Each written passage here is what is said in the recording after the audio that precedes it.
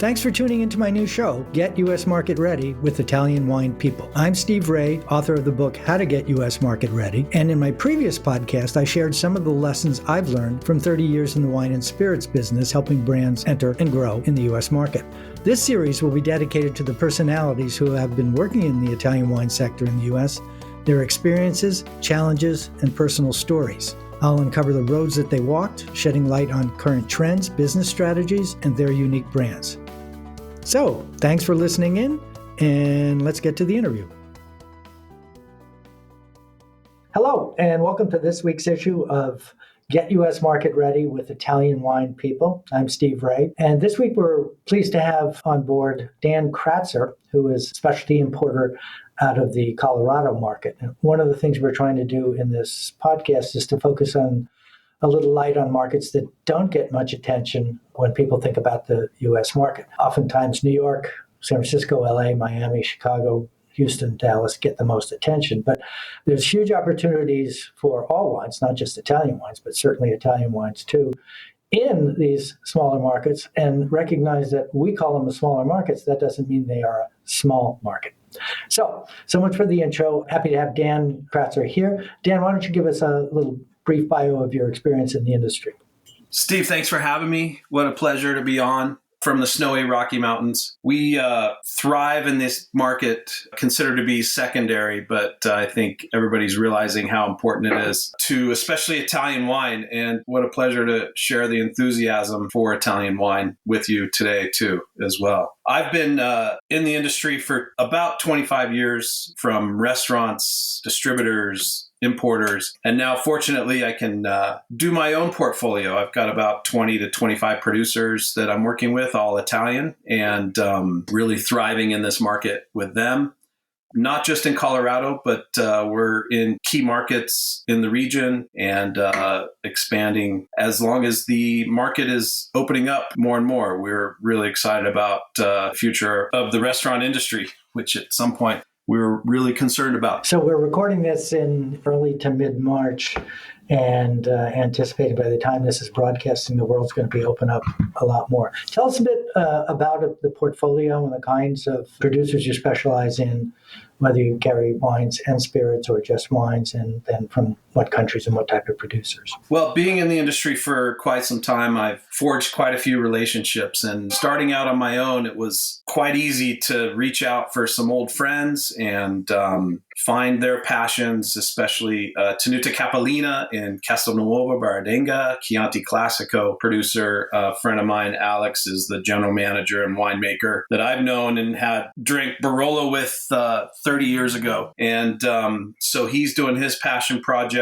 So when we connected, that was the first wine that I brought to the U.S. As a small importer, it's kind of frightening to take on Chianti Classico because there's so many fantastic historic brands in the market. And when you're working with passionate people, it sure is a lot easier to go into the market and share the quality and the drive, if you will, for specifically Sangiovese. And from there, I took the portfolio and really focused on Sangiovese. And then, of course, meeting other producers through Alex or some other friends that I've known. I've put together a portfolio that reaches all the key regions. I always have had the motto of drinkability. And so I've found a portfolio that I feel just about every wine we have has a great drinkability. And I think that's really the trend in the marketplace. Interesting choice of word. I used to do a little bit in the beer industry, and that's a common word. And I guess it means enjoyable to drink without having to think too hard about it. So Dan, how many producers do you have in the portfolio right now? 22 producers at this point. Obviously, we're talking to some new people that are emerging, but I'm not restricting the portfolio to just Italy. It's always been my first love, my first passion, but working with wine around the globe, I think it's important to seek out opportunity and realize just the talent that's coming. A lot of the generations are being passed, and the sons and daughters are taking the reins. And when you visit the wineries, it's really interesting because you tour the properties and you tour the wineries with the young guys, but always over the back of your shoulder, you can see, the dad and the granddad checking out if the next generation is showing everything properly. Interesting. So, cut to the chase about what I think a lot of people are listening to this podcast. I'm sure you get calls from suppliers, and a lot of them are what I would call uninformed cold calls. How do you deal with those, and how do you figure out who you're interested in? Do you consider the cold calls that come in, or do you only consider like when you go to Venice Italy or get referrals and so forth? How do you make decisions on what you bring in? Well, the cold calls are now typically just emails, but I think it's important to at least have a look at everything. I think there's such a cutting edge in a historic industry that's happening right now, and people are trying new things, but at the same time, there's an important renaissance, if you will, of what's happening in the industry as far as that terminology we are using as far as for drinkability. And I personally don't want to feel like I pass up on an opportunity or, find a new discovery or even a revival of something that's been historic. So I always take a good look at it. Obviously, you want something to fit the portfolio and sort of enhance and keep the portfolio alive. But at the same time, some things just don't fit or some things don't, make sense for me personally. I think there's a lot of us, a lot of people say there's an army of importers out there. And I think it's true. If it doesn't fit for me, I think it fits for a lot of people. Yeah, well, okay. So the fundamental challenge, and I'm dealing with a couple of clients now that are dealing with this, is, they're looking for an importer. And when you ask them, tell me about your brand, it usually starts out, I make really great whatever. And that's really not the initial issue because the level of quality expected these days is pretty high. What differentiates, in my mind, people who are coming and talking to me, do they have an understanding of the U.S. market? Do they understand the person they're talking to and what their needs and wants may be? And so I always tell people, look, go on their website, at least look at where their portfolio is. They only do Italian brands and you're from Austria, don't call them. And if you do a little homework and you come to that importer and say, okay, I see you've got everybody included, but you don't have any Pulian wines. Okay, now you have a subject that you can talk to the importer with. And you're speculating about a hole in the market, but it's also talking about their needs, the importer's needs, as opposed to the producer's needs to just find an importer. Can you comment on that? Yeah, I would agree with that for sure. But at the same time, if like, for example, I have quite a few Sangiovese specialists in my portfolio, and I've got some of the top winemakers, Carlo Farini, which is his personal project, Giodo. He's a Sangiovese luminaire, if you will. And if somebody came to me and said, well, I'm also making Sangiovese, it'd be very difficult for me to take a look at it. But on the other side, I've got, someone I'm talking to now that's doing Grenache out of Umbria. And that's quite interesting to me because Grenache is very drinkable from France. Someone in Umbria is trying to elevate the grape in the region because it's been there for quite some time. Unknown to me. I thought it was something new that was transplanted, but it has been there for quite some time. And that's interesting as an addition to the portfolio. You make a very good point. Take a look at what people are doing and what their philosophy is as far as going to market and, have the conversation instead of, the cold call or the pushy sort of where our wines are great type of conversation. Right. Talk about your own philosophy from the vineyard. That speaks to me. Well, it's all about stories, right? I mean, everybody's talking about that, social media and everything else. And the beauty of really any wine, but certainly Italian wine, is nobody else has the same story as you if you're a farmer producing, talking about estate-produced wines here. These grapes only grow on this land, and this land has this aspect and all of these characteristics, which are going to be different probably from even a neighbor. So there's a story to tell about the uniqueness of the product and then wrap that into the story of the land, the culture, and the people.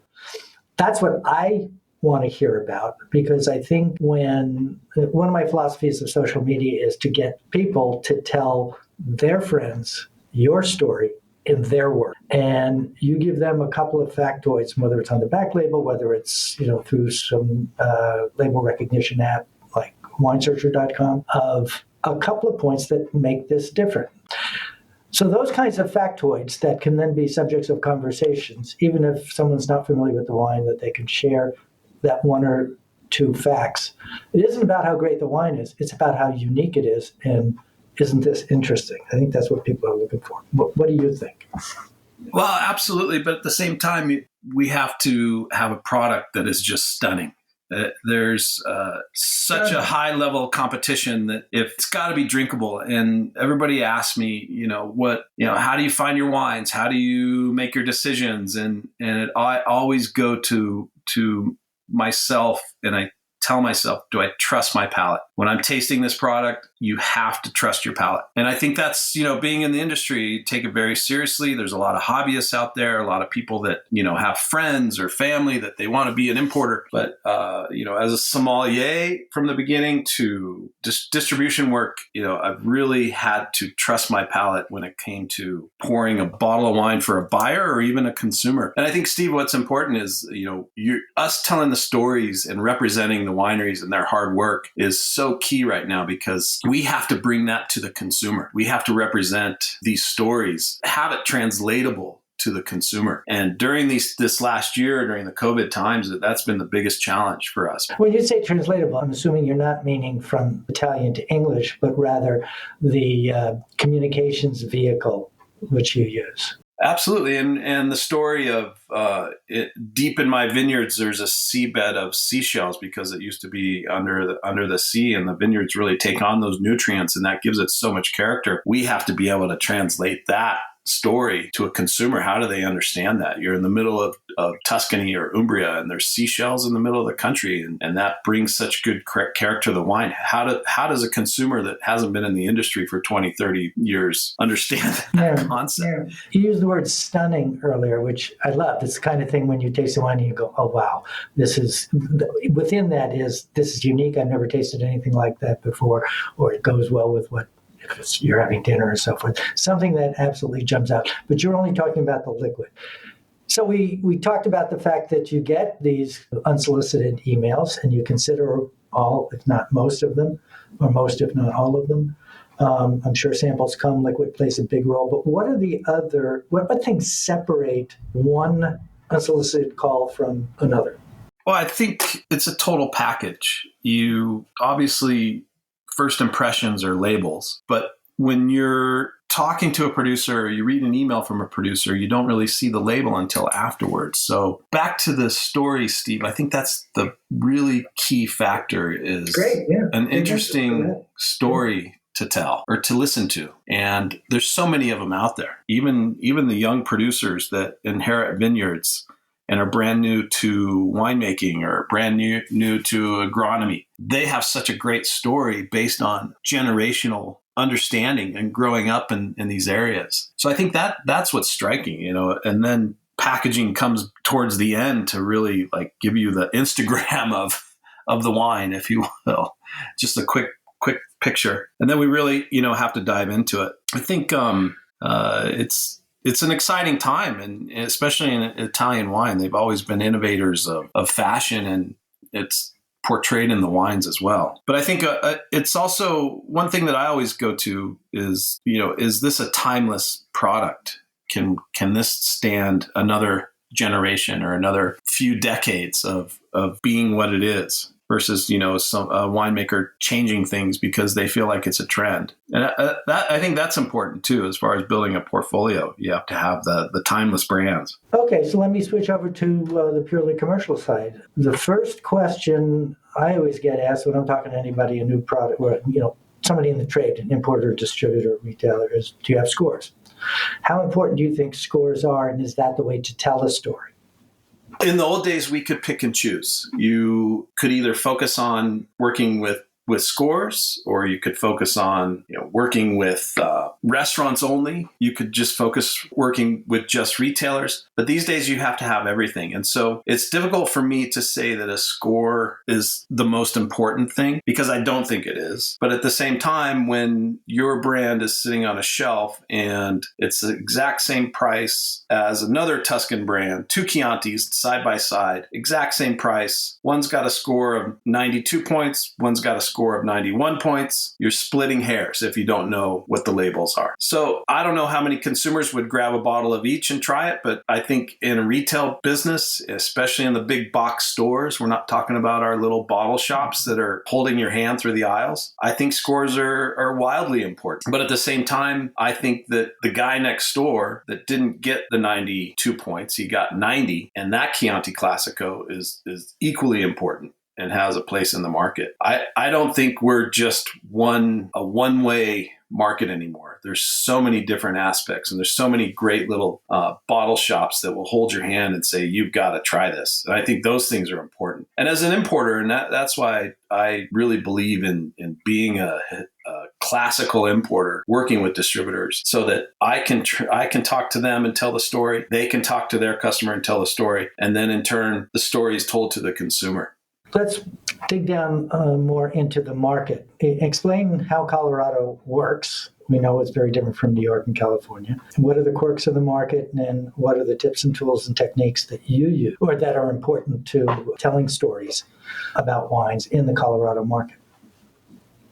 I think you hit it perfectly. New York and California are two markets that don't operate much like the rest of the country. Everywhere else besides the two coasts, let's say, has the three-tier system almost exclusively by law. Not everywhere, but almost exclusively. So each state has to have an importer, each state has to have a distributor, and each state has to have a retailer, meaning retail and restaurants. So we have the three-tier system to work with, where I live comfortably and really am a proponent of keeping a three-tier system, because I can go to my distributors and do the training for 10, 15, sometimes even more with big distributors. And then they go out and feel empowered to be brand ambassadors as well. And they can represent the wineries to their retailers. Now, I don't think it's just a roll down effect. We don't just roll the rock down the hill. I'm equally in the stores doing in-store tastings or wine dinners. I'm talking to consumers as well. And I think it's just when it works well, it's a great set of teamwork when you have everybody working together. And I think that is unique to Colorado, because we have quite a bit of resort business and we have a lot of visitors. And I think that's why Colorado is really becoming a pillar in the industry for the market. And we have the opportunity to reach really the whole country here. When people come ski or they come to camp or, come enjoy. In a way like Las Vegas, it's not necessarily about the people that live there, but the people who travel through and visit, since it's such a resort. But in Colorado particularly, are there chains, are there big retail stores that kind of dominated? Argonaut is one that comes to mind. And what's the role of individual stores as opposed to chains? Well, I'm not an expert on the laws, and especially since they continue to change. But at the same time, we've been an independent market ever since Prohibition, and that's slowly changing. When you say independent market, can you define that?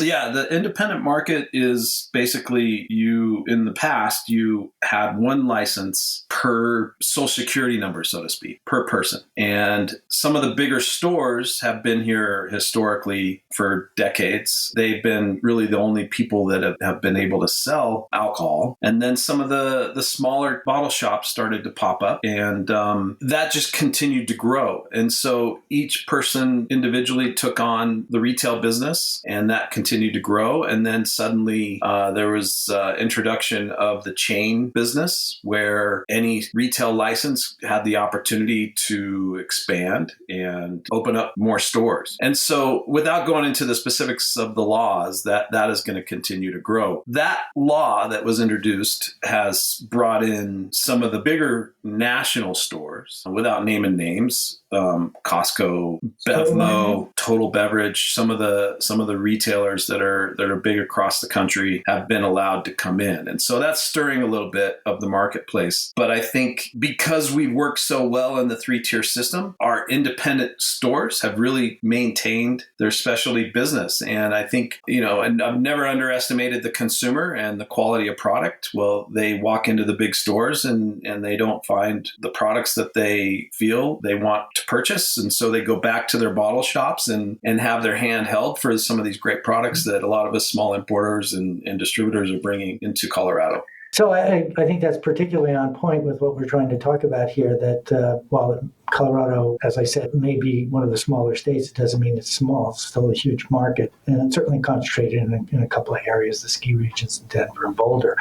But it's a very important market for estate-produced wines to consider, because the concept of hand-selling wines and discovering and boutique type things there is pretty much part of the warp and woof of how wine gets sold in Colorado, much more so than in markets like California, right? California, absolutely. I'm also working in Arizona. There's another good example of how difficult it is for a small winery or importer to maneuver. There's very few bottle shops compared to Colorado. Very few independent owned retailers. The restaurant scene there is starting to lead the way. There's quite a few independent restaurants that are opening up, and I think that's going to also lead into a few more independent bottle shops to open up as well. So once again, that allows me as an importer to go in with my distributor and hold events and really talk to waiters and bottle shops and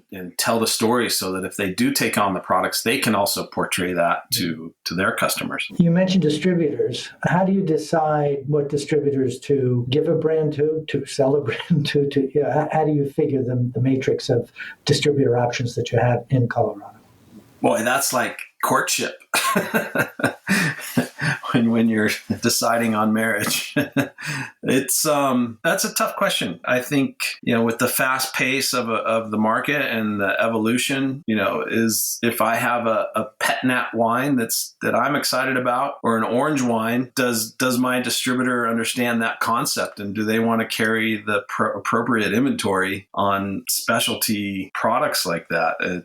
That's a tough one. So how many distributors are there in Colorado that are active? Gosh, that's a great question. I'm going to give you a little bit of the history. When I was a buyer in a restaurant, we relied on maybe a half a dozen, and I knew there was probably a dozen distributors back in the early 90s that were operating in Colorado. Now there's about 120, maybe more. I haven't even looked. So you can see how many distributors that are active in the marketplace. We still talk about the big three, though. So I think everybody knows who those companies are. Breakthrough, Southern, RNDC. Those are still the big three that really dominate the marketplace. There's a better fit for smaller producers with smaller distributors, specifically related to the amount of time. The goal is always to get a disproportionate amount of time from your distributor than the brand would warrant on its own.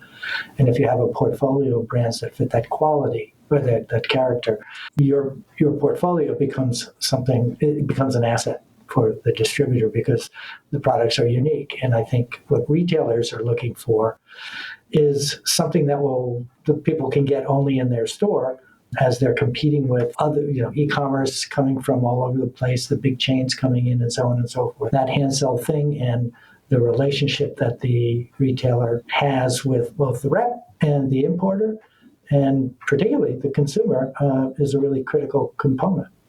But Steve, I got to tell you, I'm proud to say that having the experience that I have built in my career, I am not just working with small boutique distributors. I also work with Breakthrough, and have in the past. I've been an Italian wine specialist at Southern Wines and Spirits, and I think there are great boutique brands in these large distributors, and I think that's another key component to having a versatile importer, because knowing how to work with different types of distributors, I think, is also key as far as an importer is concerned. It's back to, in the old days, you took one path and you've seen great success. Now we take all paths and have success, not just with consumers, but also with distributors. Yeah, it seemed like the routes to market and the options have exploded. Added complications, opportunities, not just with e-commerce, but with delivery within an hour. We're just seeing a million different facets of all the ways that the three-tier system can be addressed in any given market.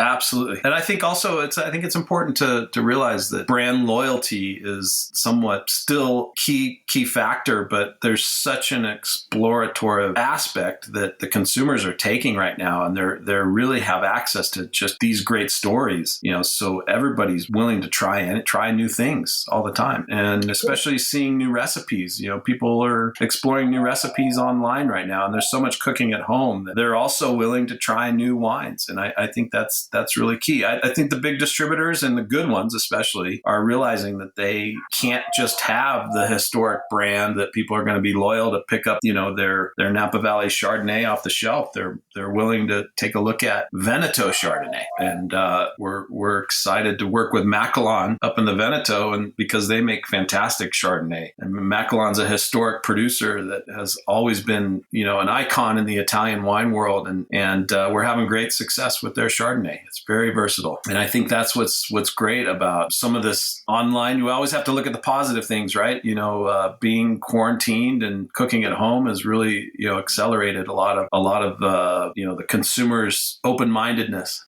I think that's absolutely on point. And what we heard was early on that people were reverting to the tried and true, and people have been reverting to the tried and true. I think that may have been true in the beginning of it, but I'm seeing a lot of people going down that discovery route of looking for, whether it's pet nat, whether it's biodynamic, or some other variation on a theme that's, what's new, what's different.